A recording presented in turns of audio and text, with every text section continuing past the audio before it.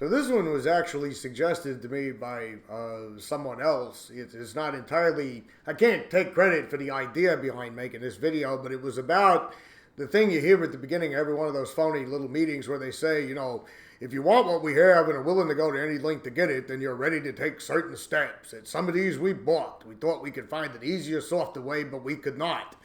Which it never really occurred to me until I started turning the idea over for this video that when you say if you want what we have and are willing to go to any length to get it, is a really arrogant, high-handed way of advertising yourself. In other words, AA didn't have much of a successful PR campaign back in the 1930s, being a pseudo-religious cult that it was. But when you say if you want what I have and are willing to go to any length to get it, well, you know exactly what the fuck is it you've got. I mean, I came here because I had a drinking problem, and you're telling me I have to want what you have and be willing to go to any length to get it, which, believe it or not, even though AA refuses to update itself with a modern world, is rather redundant in today's world for a lot of reasons. One thing, I'm willing to say a large majority of people today who find out about AA or who are put into an AA meeting end up there either through the court system, the legal system that forces you to be there through mandates by law, which I think is unconstitutional, or you're sent there by a 12-step treatment center, which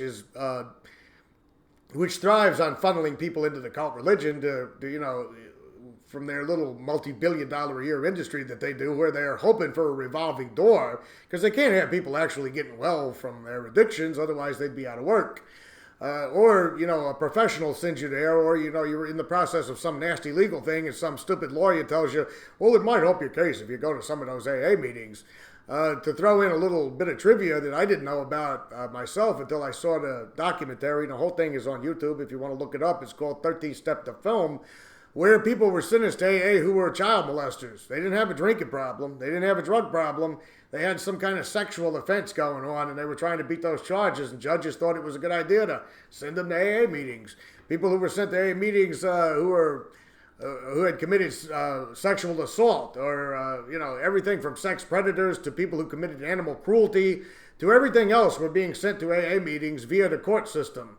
And, I could get on a long tangent here about how the legal system needs a massive overhauling, but that would be another topic from another video. But there's very few people, in my opinion today, that are just going to walk into AA totally blind about what's going on in AA, sit down in a meeting and have somebody tell them, if you want what I have and you're willing to go to any length to get it, and you're ready to take certain steps. Well, first of all, I don't know you. I don't know you from Adam.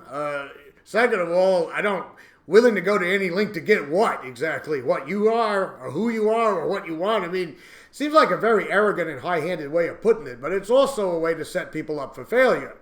Because you can say, if you want what we have and are willing to go to any length to get it, and when the person drinks again, or when the person says, you know what, you people sound fucking insane, and I'm not going to stick around here for cult religious bullshit, and ends up not coming back, they can always say, well, he didn't want what we have.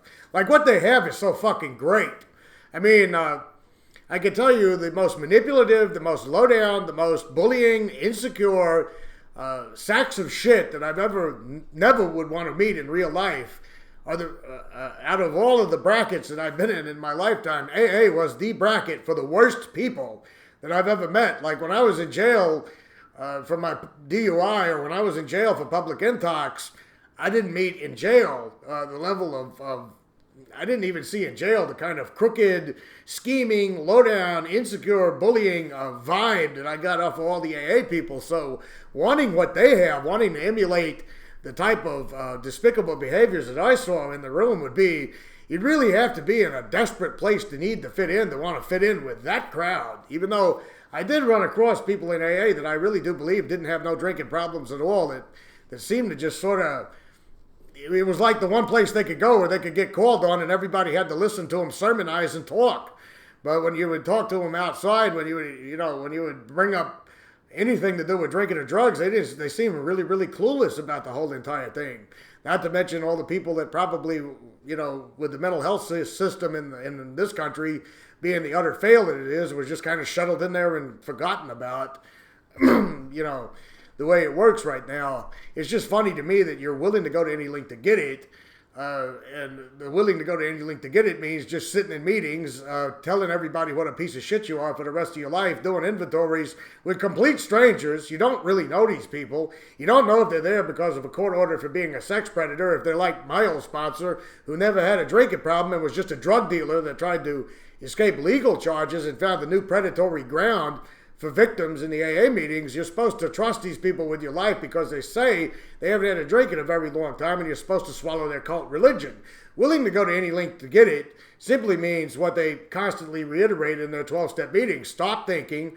Turn off any critical thinking ideas about yourself. Get rid of your self-esteem. Get rid of any belief in determination.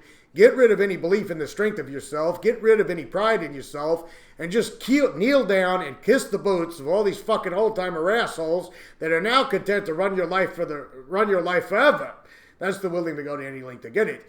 It used to crack me up how in these meetings I would see these people give these silly ideas. I think that's my cell phone going off. I think it stopped. Okay, that was a text message. Anyway, they would say these silly things like, when I got here, I was willing to do whatever it took. If they'd have told me to walk down Main Street on the wrong side of the road and stand on my head, I would have done it. And when you say things like that, you may think you're sounding, cute and comical in your AA recovery kind of way. They have the worst jokes, I have to admit. They have these really silly, stupid things they say, and everybody chuckles and laughs like they've never heard these things 10 million times before in the last 10 million meetings they've been in. But in my mind, if you say something like that, you're a fucking moron. I mean, if I went to a doctor and I said, "Doctor, I'm in chronic pain with my spine here, and I'm doing exercises, I'm doing bending, I'm not sitting, I'm taking care of my posture, I'm doing all that," and the doctor said, "Well, I have a cure for your chronic back pain, but you got to be willing to do whatever I tell you to do, willing to go to any length to get it if you want to be free of chronic pain." And I said, "Well, yeah, give it to me straight. What do I got to do?" And he said, "Walk in the middle of Main Street and hop around on one leg on one-way traffic on the wrong side of the road." I'd say, "Doc, I think you're off your fucking rocker, and I think I'll find me a different doctor." I wouldn't go to a bunch of people that would give me an irrational bunch of crap and say, "Well, I want to quit drinking so bad, I'm just going to do this." It would be like waking up in the morning and your car won't crank, and you think, "Well, I'm willing to make that car crank by any means necessary, so I think I'll drive a wooden stake in the ground and dance around it and hope lightning comes down and starts the fucking car." I mean, it's literally, that's the whole basis for their argument. They're saying you've got to be so desperate to quit drinking that you'll swallow all our silly little spiritual mumbo-jumbo so you can be fear-mongered into staying here forever, because if you step out that door, you're going to drink yourself to death and die. And it doesn't even have a successful rate at that. It has a horrifying failure rate, an attrition rate, and a dropout rate on top of it. So you don't even have any convincing statistics to prove to me that any of this horse shit even works. But when they say you're willing to go to any length, they generally use that as a bludgeoning tool over you, because if you drink again, you weren't willing. If you drink again, you didn't really want it bad enough. They'll tell you that you're powerless over alcohol, but you got to be willing to make it work in order for it to work, and you got to be willing to go to any length. Well, if I'm willing to go to any length to do something, then I'm not powerless over it. It's like somebody in a troll comment that I didn't bother publishing not too long ago said, "Well, you're a fucking loser if you say you're not powerless over alcohol, but yet you won't drink." No, I don't like the effect of drinking, so therefore I don't drink. I don't like to get out of control with drinking, so therefore I don't drink, but I'm certainly not powerless because I was able to stop drinking. Just like when you get to AA, they'll tell you the steps get you sober, but in order to get sober, in order to do the steps, you have to not be drinking. So the willing to go to any length is a subtle way of telling you that you'll always never be good enough for the cult religion, like I talked about in another video, that if you fall short of anything, it's because you're not willing to do. How many old-timers, and it's funny, that's another thing I was going to bring up at the beginning of this thing, and I'm just now working my way around to it. The old-timer, they say, if you want what we have, yet so many old-timers in those meetings with 25 years and 30 years, they sit there, they look very dour, and they whine about how hard everything is in their life because I'm still sick. You see, I'm still an alcoholic. I can't trust the first thought that comes through my head because even the further away I get from my last drink, the closer I get to my next one. I'm just one drink away. Even after 30 years, I'm still sick and I still have to do all these steps. And I have to read pages 86, 87, 88, 89 and all them other shit every fucking morning. I have to call my sponsor every day. Well, then what is it you've got? Because you're no different than me walking in for my first AA meeting, willing to go to any length to do this religious horse shit that you're claiming you've done for the past 25 or 30 years, and yet you're saying that you haven't progressed or gotten any better whatsoever. You're not saying, if you want what I have, when I got here, I was like you, I was miserable. Now I'm not miserable anymore, and I can tell you why I'm not miserable, and blah, blah, blah. But that's not exactly what they do. See, you're always sick in AA. You can't graduate. You can't get any better. They say progress, not perfection, but nobody ever really bothers to define progress, not perfection. I mean, if you're 30 years sober and you're still whining about how horrible your life is, and you're still bumming cigarettes and money off of everybody, and your only career move in life seems to be AA meetings, and your only thrill in life seems to be bullying sponsees and preying on newcomer girls, then no, I don't fucking want what you have. And I don't have to go to any length to not be like you, because I'm not a fucking scumbag like you.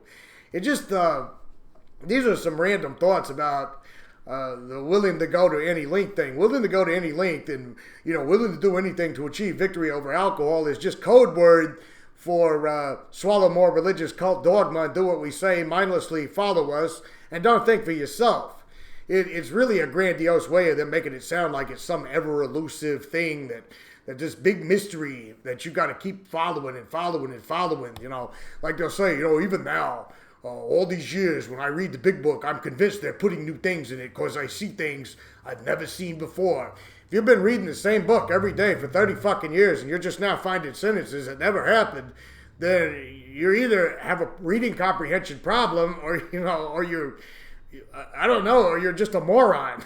There's a better word for that, but I think moron sums it up really well, which, come to think of it, does sum up a lot of the AA hierarchy. They're a bunch of morons that like to bully, intimidate, insult people so they can elevate themselves up to a position of near Godhood and tell you that when you come in, if you want what we have, in other words, if you want to be a bullying, insecure asshole, then all you got to do is regurgitate all these slogans, do these silly little steps, and you can become one of us for the rest of your life. But why anybody would want to do that rather than just try to quit drinking on their own and find a viable alternative is quite a mystery to me.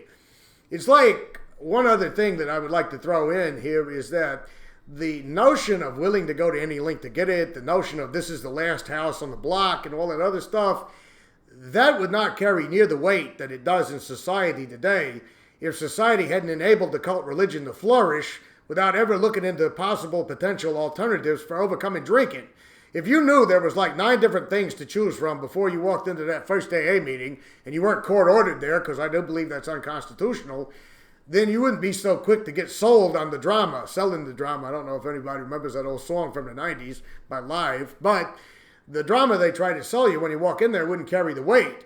You'd walk into an AA meeting, you'd hear them blabber that stuff, and you'd say to yourself, well, you know what, this sounds a little bit like bullshit. I think I'm going to go down the street here to Smarter. I think I'm going to get online and I'm going to read about AVRT, addiction voice recognition technique. Or I think I might just check out this book by this psychiatrist here that questions the efficiency of Alcoholics Anonymous and maybe look at the alternative. I might want to read about the naltrexone method.